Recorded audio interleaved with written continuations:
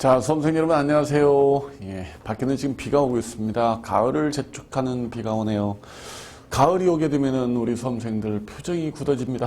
이제 시험 날짜가 조금씩 다가오죠. 6개월, 5개월, 4개월 금방 시간이 갑니다. 금방 시간입니다. 여러분들 빨리빨리 좀 잘 잡아두시기 바랍니다. 가을, 겨울 1월이 되기 전까지는 여러분들의 행정법을 다 끝내놔야 돼요. 1월 달에 할 것 되게 많잖아요. 그죠? 우리 1월 달에는 모의고사도 해야 되고요. 그 다음에 판례도 해야 되고요. 법조문도 읽어야 되고요. 그 다음에 자신의 빨리 약점을 찾아서 그 약점을 치유할 수 있는 그런 기간도 바로 이제 1월 달에 진행이 돼야 되기 때문에 여러분들 1월 달 바쁩니다. 그래서 여러분들 지금 조금 여유가 있다라고 생각되는 지금 이 시간에 빨리 여러분들 잡아두셔야 돼요. 행정법을요.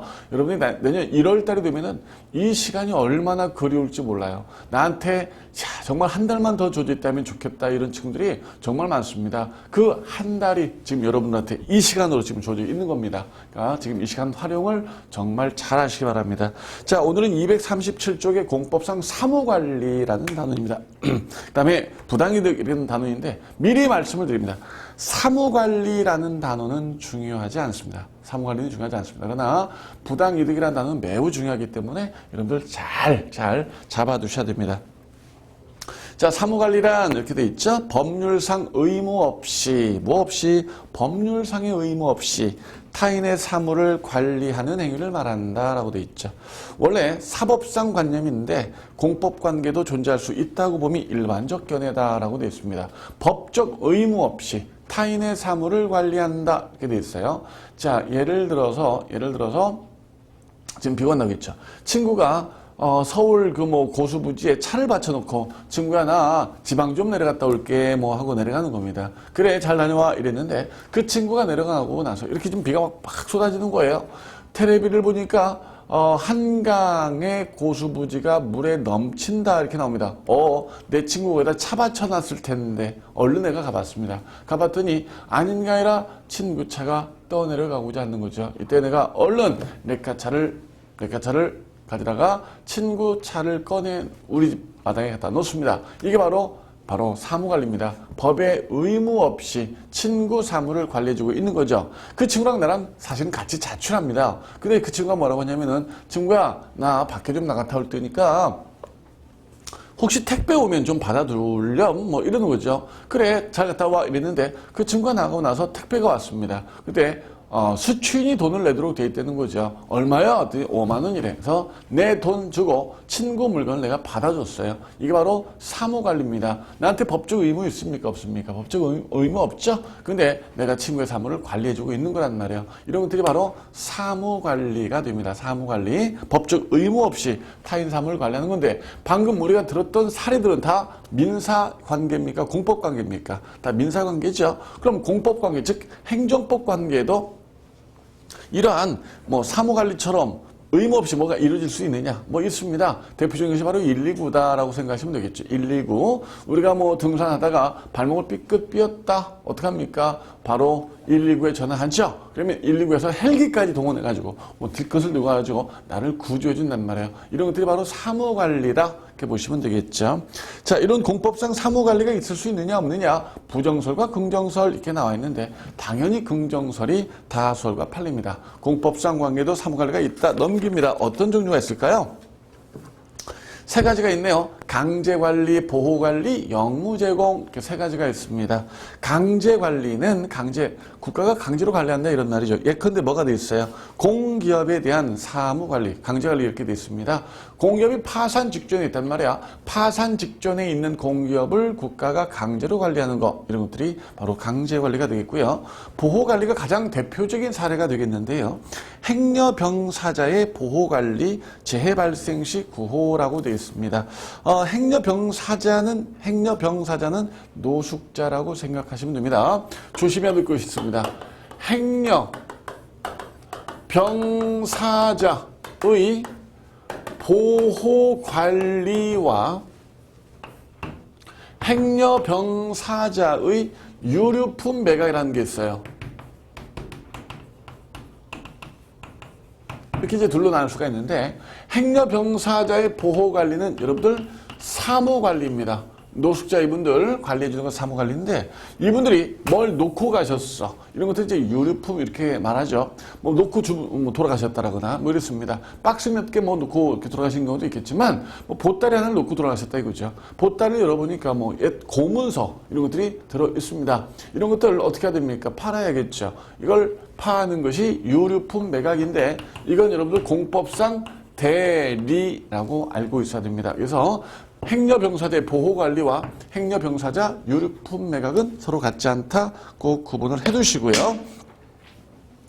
자, 그 다음에 보호관리 방금 제가 살펴봤죠. 이게 가장 대표적입니다. 세 번째 영무제공이라는 것이 있는데 영무제공은 거꾸로입니다. 우리 국민이 국가의 사무관리를 담당하는 것이다. 이렇게 보시면 되는데 우리 국민이 국가의 사무관리를 담당하는 것 뭐가 있을까요? 자원봉사 생각하시면 됩니다. 자원봉사를 생각하시면 되겠습니다. 근데 기름튀 유출 사고가 났을 때 너나 할 것 없이 태안으로 달려가서 우리가 유출 사고의 방지 작업을 했단 말이에요. 이런 것들이 바로 다 영무제공입니다. 오케이. 자, 적용 법규입니다. 공법상 사무관리에 대해서 법에 특별한 규정이 없으면 민법상 사무관리를 따라라 라고 되어 있습니다. 그렇군요. 공법에 특별한 규정 없으면 민법을 따르도록 되어 있어요. 지금 우리 이 단어는 무슨 단어이다? 민법 단원입니다. 그래서 중요성이 좀 떨어지는 거죠. 자, 여기까지가 사무관리라는 단어입니다. 다시 사무관리가 뭐라고요? 법적 원인 없이 타인의 사무를 관리하는 것을 말한다. 공법관계도 사무관리가 있다. 세 가지 종류가 있는데 강제관리, 보호관리, 영무제공 세 가지가 있다. 특별한 규정 없으면 뭘 따라라? 민법을 따라라. 이렇게 되어 있습니다. 자, 여기까지가 사무관리였고요. 이제 뭐가 나와요? 공법상 부당이득이 나옵니다. 공법상 부당이득은 여러분들 중요합니다. 잘 따라오세요.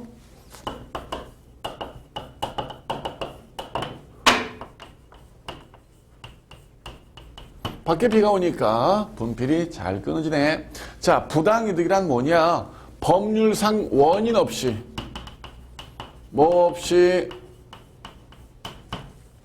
아까 사무관리는 뭐 없었어? 법적 의무 없이 여긴 법률상의 원인 없이 타인의 재산을 취하거나 타인의 노무일이죠. 노무를 취득하고 그다음에 타인에게 피해를 주면 그러면 이게 바로 부당이득이 됩니다. 그럼 공법상 부당이득, 국가랑 국민의 관계도 부당이득이 있느냐 이런 문제인데요. 있을까요? 있습니다. 여러분들 국민이 국가한테 부당이득을 취할 수 있어요? 봉급을 과액 수령했다 어때요? 국민이 국가한테 부당이득을 취하는 경우죠.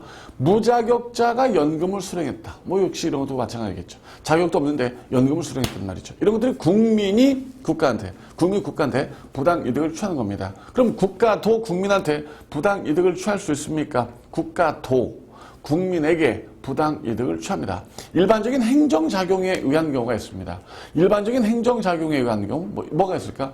착오에 의해서 사인의 토지를 국유화시켰다라거나 이런 것들이 국가의 일반 행정작용에 의한 사무관리가 되는데 문제는 뭐냐면 행정행위에 의한 부당이득이에요.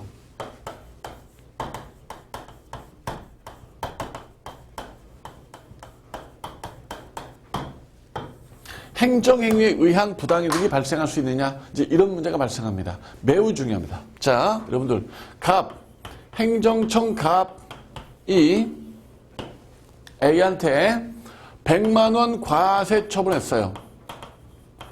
100만 원 과세 처분했는데 A는 여기에 20만 원의 하자가 있다. 이렇게 생각합니다. 야, 무슨 100만 원씩이나 나오냐? 세금 80만 원만 나오면 딱인데 라고 생각합니다. 근데 납부기한이 도래하면 A는 갑한테 얼마를 낼 수밖에 없어요. 100만 원을 납세할 수밖에는 없습니다. 왜죠? 공정력 때문이야. 공정력 때문에 일단 이 행정처분은 유효라고 우리는 추정을 해줘야 된단 말이야. 권한 있는 기한이 출할 때까지 말이죠. 그렇죠? 따라서 100만 원을 납세했습니다. 그리고 생각해보니까 아무리 생각하더라도 자신은 20만 원의 부당이득을 당한 것 같아요. 그래서 이거 참을 수 없어. 그래서 어느 법원을 달려가느냐? 민사법원에 달려갑니다. 그래서 저는요 부당이득을 당했습니다. 반환받고 싶은데요. 부당이득 반환을 해달라고 제가 소송을 청구합니다요. 라면서 부당이득 반환 청구 소송을 제기하는 거죠. 자, 이렇게 부당이득 반환 청구 소송이 제기되면은 민사법원은 소송이 청구되자마자 값 어찌 그랬는가 20만 원 되돌려 주소 이렇게 판결할 수 있느냐? 그럴 수가 없어요. 왜 그럴 수가 없을까요?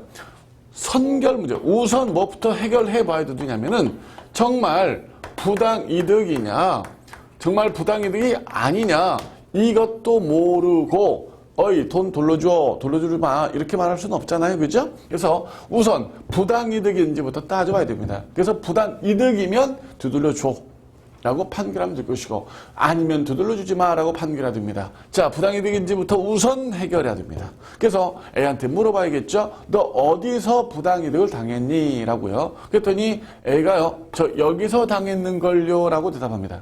여기서 당했다고? 뭐야? 행정처분이네. 근데 어떡하냐? 행정처분의 효력은 권한 있는 기관이 취소할 때까지는 내가 부인할 수가 없단다. 여러분들 공정력 오케이 말입니까?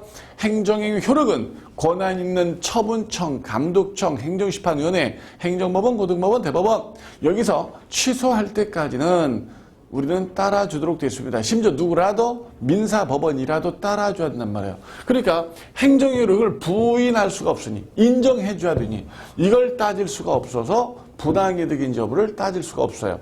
그러니 이걸 따질 수 없기 때문에 내가 이 사건을 처리할 수 없어 라면서 각하한다라거나 혹은 부당이득 아니잖아. 행정처분이 어떻게 유효인데 부당이득이겠어? 라면서 이 사건을 기각하거나 둘 중에 하나를 해야 됩니다. 여러분들 이 말 이해되십니까? 꼭 이해하셔야 됩니다. 반드시 이해하셔야 됩니다. 모르면 선생님한테 전화 때려야 돼요. 반드시 해야 됩니다. 여러분들 부당이득을 A는 당했다고 생각하지만 부당이득이 아니란 얘기입니다. 왜요? 행정처분은 권한 있는 기관이 취소할 때까지는 여러분들 부당이득이 발생할 수가 없습니다. 부당이득이 발생할 수가 없습니다. 왜냐? 공정력 때문에 유효한 행정처분이 원이란 말이에요. 유효한 행정처분이 원인인데 어떻게 부당이득이야? 유효하다니까? 유효하단 말이에요. 그러니까 부당이득이 없습니다. 권한 있는 기관이 취소할 때까지는 부당이득이 발생할 수가 없습니다. A가 뻔히 알고 있어요. 민사법원도 뻔히 알고 있어요. 저 행정처분이 잘못됐다는 사실을. 그러나 행정처분이 잘못됐다는 걸 알더라도 권한 있는 기관이 취소할 때까지는 우리는 따라줘야 돼요. 그게 공정력이에요. 공정력 때문에 부당이득이 아니다. 이렇게 말을 해야 됩니다. 그럼 여러분들 부당이득이 발생하기 위해서는 권한 있는 기관이 이 행정처분을 우선 어떻게 하겠습니까? 그래요. 취소해야 되는 거죠. 우선 취소해야 됩니다. 그래서 A는 어디부터 달려가야겠습니까? 어디부터? 행정법원부터 달려가서 뭐라고 해야겠어요, 여러분들? 응? 자, 당신들 말이야. 당신들이 권한 있는 기관 맞아? 이 행정처분이 공정력 때문에 부당이득이 아니래. 그러니까 당신들 일자를 좀 풀어줘야겠어. 당신들이 풀어주기 전까지는 어떻게 할 수가 없다는 거야. 좀 풀어주세요. 라고 행정법원에 뭘 청구하느냐? 취소 소송을 청구하는 거예요. 행정법원에 취소를 청구합니다. 그럼 행정법원이 어디 좀 봅시다. 아이고, 이 행정처분 잘못됐군. 그러면서 취소 인용 판결을 때려주게 되면은 이제 이 처분의 효력이 비로소 없어지게 되죠.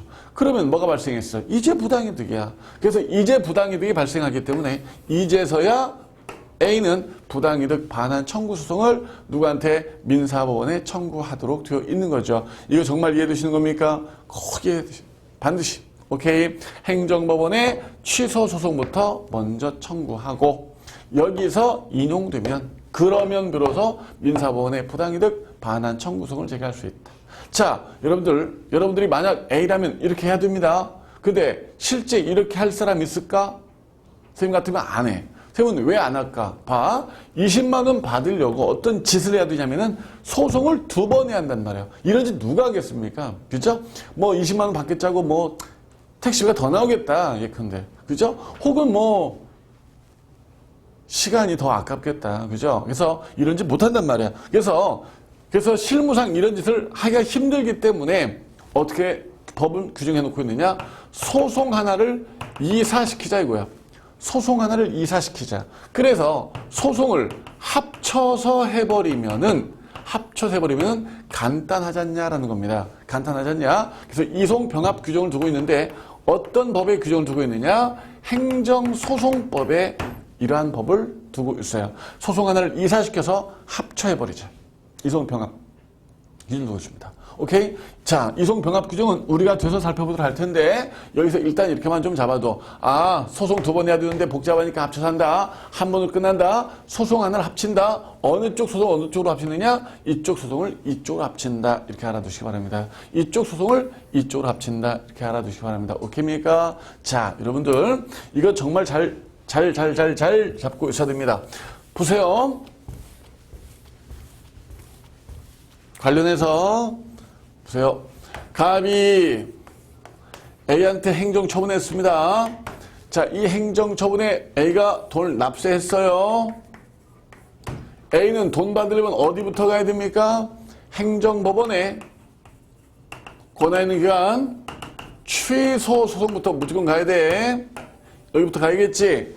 그럼 취소소송을 가는 이유는 무엇 때문에 가는 거야? 그래야 비로소 부당이득 반환 청구 소송이 가능해지기 때문에 행정법원에 취소를 가는 거죠. 맞습니까, 여러분들? 행정법원에 취소를 가는 이유는 부당이득 반환 청구 소송을 위한 것이니 행정법원에 취소 소송을 청구하면은 부당이득 반환 청구권의 소멸시효가 중단되느냐의 문제가 발생합니다. 어때요? 소멸시효가 중단될까요? 중단되지 않을까요? 당연히 소멸시효가 중단이 됩니다. 오케이입니까? 이것을 위한 첫걸음입니다. 이것을 위해서 권리 행사를 하고 있는 겁니다. 잠자는 권리가 아니라 행사되는 권리라는 겁니다. 그렇죠? 행사되는 권리. 이것을 위해서 이걸 행사하고 있단 말이에요. 그러니까 이것은 이 권리를 행사하는 겁니다. 그래서 행정법원에 취소 소송을 청구하는 순간 부당이득 반환 청구권은 소멸시효가 중단되도록 되어 있어요. 오케이 말입니까? 오케이. 이것을 위해서 이걸 행사했으니 이거 하면 이거가 중단된다. 이걸 위한 권리 행사이기 때문에 오케이입니까? 자, 봐요. 갑이 A가 세금 등을 안 냈어. 세금 등을 안 내니까 A네 집을 압류했어. A네 집을 압류해가지고요. A네 집을 팔았어요. 공매처분이라고 부르죠. 팔았습니다. 팔고 A네 집을 팔았기 때문에 대금이 생겼겠지. 돈이. 대금이 생겼어. 이 대금을 이제 충당합니다. 자, 다 등에 야, 그 집 돈 팔았어? 아유, 우리가 거둬야지. 자, 거둘 게 뭐야? 돈 거둘 것? 이 돈에서 다 걷어간단 말이에요. 행정청이 충당을 하는데 충당에 여러분들 부당이득이 발생했어. 어디에? 충당에 부당이득이 발생했습니다. 이 사실을 누가 알았냐면은 A가 알게 됩니다. 그래서 A가 이 사실을 알게 되자 공매처분을 취소하라고 공매처분 취소소송을 청구했어요. 그리고 이제 부당이득 반환 청구소송 가려고요. 자, 그러면 공매처분 취소소송은 이 부당이득의 소멸시효를 중단시켜 놓느냐라는 문제가 발생하는데 이건 소멸시효를 중단시켜 놓지 못합니다. 왜 그러느냐? 아까는 취소소송이 소멸시효를 중단시킨다고 했잖아요. 왜 여기는 안 되느냐? 공매 때문에 부당이득이 발생한 게 아니기 때문이에요. 아까는 여러분들 행정처분 때문에 부당이득이 발생했죠. 따라서 처분에 대한 취소소송을 가야만 부당이득을 갈 수 있어요. 그러나 여기는 공매 때문에 부당이득이 발생하지 않았는데 왜 공매를 가지고 소송 가냔 말이야. 삽질을 어디 가서 하고 있냔 말이야 지금. 그죠? 어디 가야 돼 그냥. 이 자체 부당이득이 있기 때문에 이것 갖고 그냥 소송 가면 되는 거죠. 아무 상관없는 공매에 대한 소송을 청구했다고 이거 관련 없는 부당이득에 대해서 소멸시효가 중단될 수는 없다라는 것이 판례 태도입니다. 오케이 말입니까? 여러분들 판례 2개 꼭 기억을 해두셔야 돼. 취소소송 청구하면은 부당이득 반환 청구 소송 소멸시효 중단됩니다. 그러나 관련 없는 공매에 대해서 소송 청구했다고 부당이득 반환 청구권이 시효가 중단되지는 않습니다. 오케이 말입니까? 자, 판례 하나 더 잡습니다. 판례 하나 더 잡습니다. 어떤 판례가 있느냐? 봐요. 여러분들 아까 그랬지? 행정처분 100만 원 납세했어. 어디부터 가야 돼? 취소송부터 가야 돼. 그리고 부당이득 반환 청구해야죠.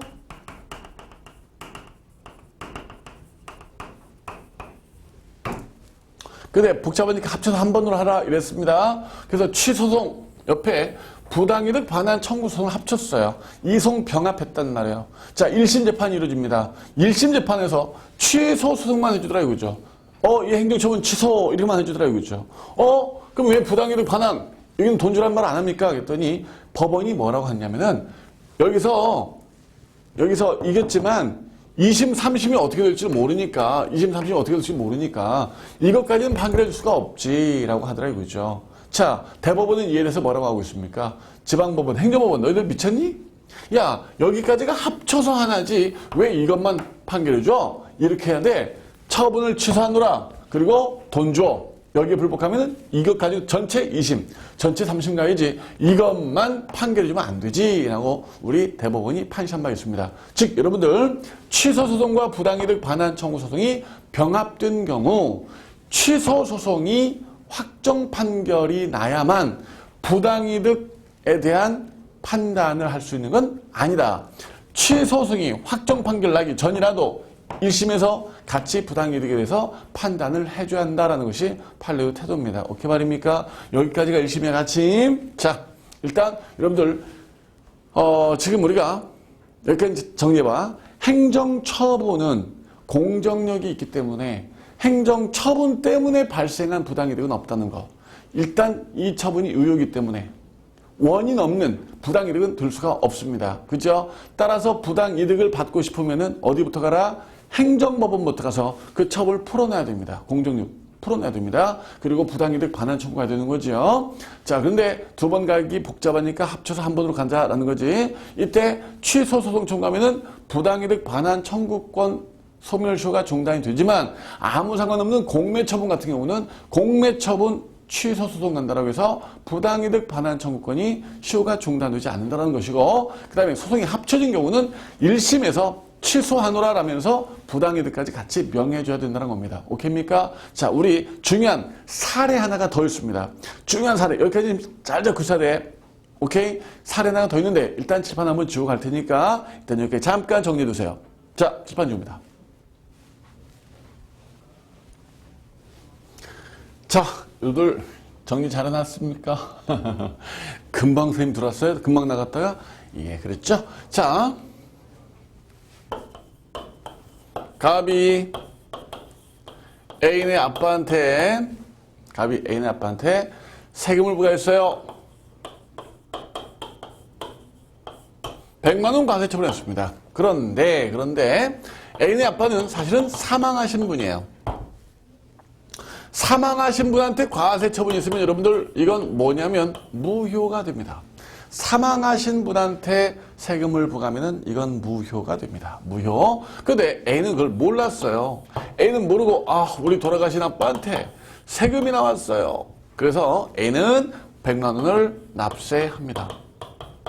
그리고 나중에 알고 보니까 자기가 이 납세한 것이 무효인 세금에 대해서 돈을 냈다 라는 것을 알게 되죠. 뭐야? 나 뭘 당했어? 부당이득을 당했어. 부당이득을 당했어. A는 여러분들 행정법 수업을 받는 사람이야. 내가 드디어 배운 행정법을 한번 써먹을 때가 됐다. 가만히 있어봐.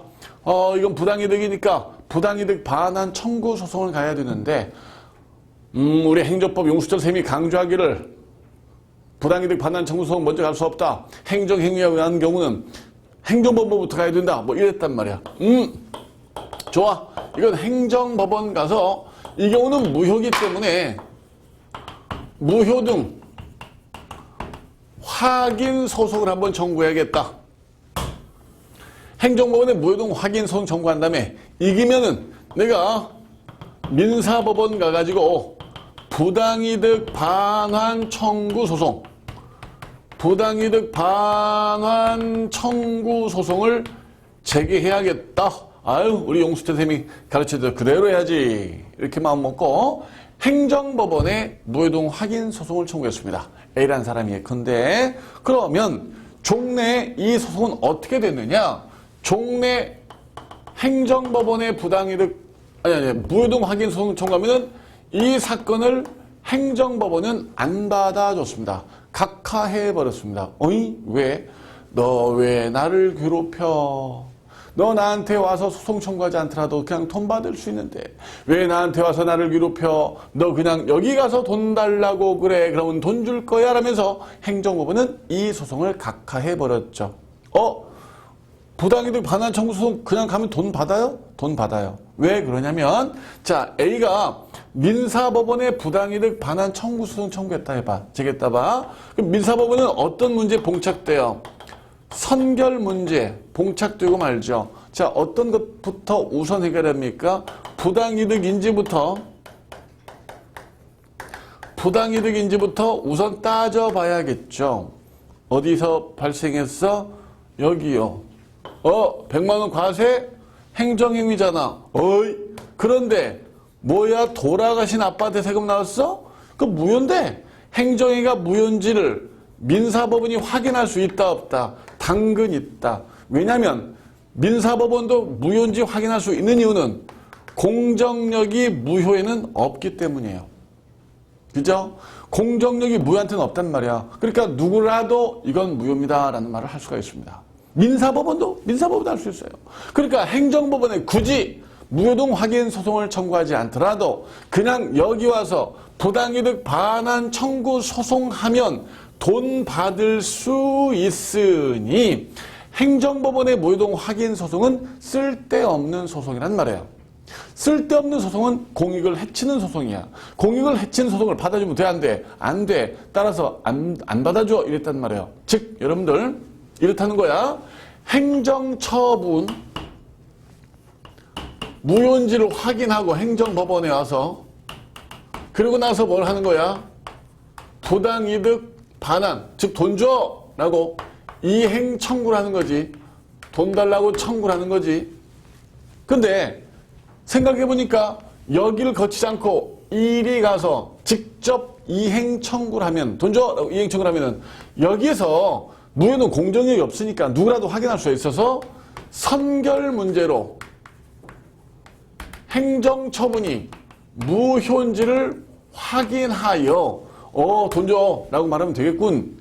따라서 이 소송은 안 받아주겠다 이런 말이었지. 이를 어떻게 말을 하느냐면 무효등 확인 소송을 청구하면은 무효 확인 소송을 청구받은 행정법원은 먼저 무효인지부터 따진 게 아니라 직접 이행 청구를 통한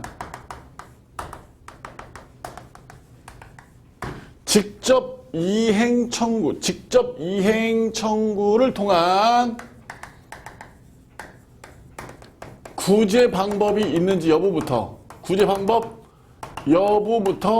우선 심리했었다 이런 말이야. 직접 이행 청구를 통해서 구제받을 길이 있는지 없는지부터 우선 따졌단 말이야. 그래서 이것이 있으면 이걸 안 받아줬다 이런 말이야. 이를 뭐라고 부르냐면은 무효동 확인 소송의 보충성 이렇게 불러요. 보충성은 여러분들 원칙성이 반대말이야. 원칙적으로 받아줄 게가 아니라 원칙으로 안 받아줘. 원칙으로는 안 받아줘. 안 되고 안 될 때만 보충적으로 받아주겠다 이런 뜻이에요. 이를 무효동 확인 소송의 보충성 이렇게 부른단 말이야. 그런데 최근 이게 폐기가 되었습니다. 그냥 받아줘. 이거 직접 이행 청구를 통한 구제가 있는지 여부를 따질 때 야 무효 확인 따지면 되겠다. 따져줘. 뭐 이랬단 말이야. 그래서 지금은 행정처분이 무효인데 부당이득을 당했을 경우 무효 확인 소송을 통해 이렇게 가도 되고 그냥 이렇게 가도 되고 아무 상관 없어졌습니다. 오케이입니까? 둘 다 가능해졌습니다. 오케이. 자, 중요합니다. 무효등 확인 소송은 보충성이 폐기되었기 때문에 직접 이행 청구를 통한 구제 방법이 있는지를 지금은 우선 심사하지 않습니다. 그냥 무효인지를 따져줍니다. 오케이. 그래서 무효인 경우의 부당이득은 그냥 무효등 확인 소송도 가능하고 부당이득 반환 청구를 통해서도 돈을 받아낼 수가 있습니다. 오케이죠? 중요한 것 두 개 있습니다. 여러분들 취소인 경우와 무효인 경우를 살펴봤죠. 자, 여러분들 부당이득 반환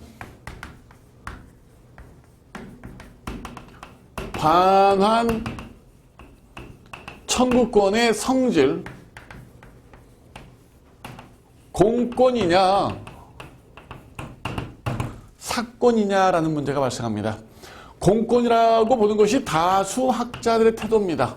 왜냐하면 원인이 공행정이었다는 겁니다. 그죠? 공행정 때문에 발생한 부당이득에 대해서 돈 달라 이런 말입니다. 그죠? 그러니까 공행정 때문에 발생했으니까 당사자 소송에 의해서 돈을 되돌려 받으면 된다라고 보는 것이 다수 학자들인데 판례는 사건으로 봐요. 판례는 사건으로. 사적 권리로 봅니다. 왜냐? 결과 때문에 효과 때문입니다. 부당이득 반환 청구권을 행사하게 되면 어떤 결과가 나타납니까, 여러분들? 경제 조정 효과가 나타납니다. 경제 조정 효과가 나타납니다. 돈 달라 이런 말이에요. 그래서 예, 돈 드릴게요. 돈을 주고받는 경제 조정이란 말이에요. 따라서 무슨 소송 이어야 한다? 예. 민사소송 이어야 한다는 것이 바로 우리 판례 태도입니다. 그래서 현재 실무상 부당이득 반환 청구 소송은 민사소송으로 진행이 되고 있는 거예요. 오케이입니까? 실정법상? 실정법상은 규정이 없어. 실정법상 규정이 없어. 그래서 실무상 다툼이 있어서 이렇게 진행이 되고 있는 겁니다. 그 다음에 부당이득 반환 청구권의 소멸시효는 5년입니다. 5년. 특별한 규정 없으면 5년이죠. 자, 그 다음에 전액 반환을 원칙으로 하고 전액 반환. 그 다음에 이자 지급 규정이 있을 경우 이자 지급도 해야 합니다. 민사상 상계 규정은 동일하게 공법상 부당이득에도 적용이 되느냐? 예, 동일하게 적용이 됩니다. 자, 상계란 말이 뭡니까? 서로 퉁친다란 말이에요. 퉁친다. 여러분들 쌍방과실이라는 말 들어보셨습니까? 자, 예를 들어서 교통사고가 발생했는데 어떻게 교통사고가 발생했느냐? 쌍방과실. 서로 잘못했단 말이에요. 6대4 뭐 이렇게 나온단 말이야. 이때 서로 퉁칩니다. 서로 퉁치고 6대4니까 당신 나한테 20%만 더 해줘. 뭐 이렇게 끝낸단 말이지. 이런 것들이 서로 계산한다. 상계조치, 상계처리라고 한단 말이지. 그래서 부당이득도 마찬가지예요. 내가 국가한테 부당이득 20만 원 당했단 말이야. 부당이득 내가 받아야 돼. 근데 다음 달 세금이 30만 원이네. 퉁칩시다. 내가 10만 원만 더 드릴게. 상계할 수 있습니다. 그럼 민사상 비채 변제 동일하게 적용될 수 있느냐? 동일하게 적용되지 않습니다. 비채 변제가 뭐냐면 채무 없이 돈 갚음이라는 뜻입니다. 채무도 없이 돈 갚았어요. 여러분들 민사에서 비채 변제, 채무 없이 돈 갚는 경우가 너무나 경우의 수가 많습니다. 이를테면 말이죠. 이를테면 저 친구 어려운데 내가 돈을 그냥 주면 안 받을 것 같아. 야, 내가 너한테 돈 빌렸잖아. 라면서 돈을 갚아. 돈을 그 친구가 어려운 친구를 도와주는 방법도 있겠고요. 내가 저 친구한테 돈을 빌렸던가 안 빌렸던가 생각이 안 나는 거예요. 실수할까봐 두려워서 그냥 돈 갚는다 뭐 이럴 수도 있겠고요. 저 친구 속 떠보려고 한번 돈 갚는다 이래볼 수도 있는 경우예요. 비채 변제가 너무나 경우의 수가 많죠. 예, 그렇습니다. 근데 이 비채 변제가 민사의 경우는 100% 전액 반환인 경우가 거의 드물어요. 근데 공법상에서도 비채 변제가 있을 수 있겠네요. 비채 변제에 의해서 부당이득이 발생했을 때 공법상은 어떤 원인이건 전액 반환이란 말이에요. 민사는 전액 반환이 아닌데. 그죠? 비채 변제가. 그래서 민사상 비채 변제에 의한 부당이득과 공법상 비채 변제에 의한 부당이득은 동일하지 않다. 동일하지 않다. 오케이 말입니까? 자, 여기까지가 여러분들 부당이득이라는 단원인데 부당이득이라는 단원은 중요한 것. 취소의 경우는 부당이득 발생할 수 없다. 행정법원부터 갔다가 가라. 소멸시효 부분 잘 잡아둬라. 그 다음에 지금 질판에 있는 무효의 경우는 행정법원 가서 무효동 확인 소송하더라도 상관없고 그 다음에 민사법원의 부당이득 반환 청구 소송 제기하더라도 상관이 없다. 그 다음에 법적 성질 정도 잡고 있으면 되겠습니다. 자, 문제 볼까요? 네, 문제가 한 문제가 있을 거야. 241쪽 문제입니다. 자, 조세부가 처분이 무효임에도 불구하고 라고 되어 있어요. 무효인데도 납세 의무자가 이미 세금을 내버렸습니다. 이에 대한 설명으로 틀린 건 묻고 있습니다. 무효인데 세금을 냈대요. 1번 납세 의무자는 부당이득 반환 청구 소송을 제기할 수 있다. 오케이죠? 부당이득 가도 돼. 왜? 무효니까. 무효는 갈 수 있잖아. 취소된 행정법원부터 가야 되잖아. 그죠? 2번 부당이득 반환 청구 소송을 제기받은 법원이 누구야? 민사법원이지. 자, 민사법원은 선결 문제로 무효를 확인할 수 있다. 오케이. 민사법원은 무효를 확인할 수 있습니다. 3번 납세 의무자는 조세부가 처분해 무효 확인을 구할 법률상 이익이 있다. 무효 확인 갈 수 있습니까? 옛날은 못 갔죠? 옛날은 못 갔지만 지금 갈 수가 있습니다. 지금은 갈 수 있습니다. 보충소위 폐기되었기 때문에. 4번 판례는 공법상 부당이득 반환 청구권을 사건으로 보고 있다. 판례는 사건으로 보고 있습니다. 우리 다수 학자들은 공권으로 보고 있고요. 다 맞았어요. 예, 다 맞았습니다. 근데 종래는 정답이 몇 번이었겠어요? 종래는 정답이 3번이었습니다. 왜? 무효등 확인 소송을 갈 수가 없었죠. 근데 지금은 판례가 변경이 되어 폐기가 되었기 때문에 지금은 정답이 없습니다. 오케이입니까? 여기까지? 예, 여기까지 사인의 공법 사인의 공법행위라는 단어이 남아 있고요. 바로 이제 부당이득과 사무관리까지 살펴봤습니다. 자, 우리 다음 시간에 이제 사인의 공법행위를 할 거예요. 우리 다음 시간에 합시다. 오케이? 수고하셨습니다.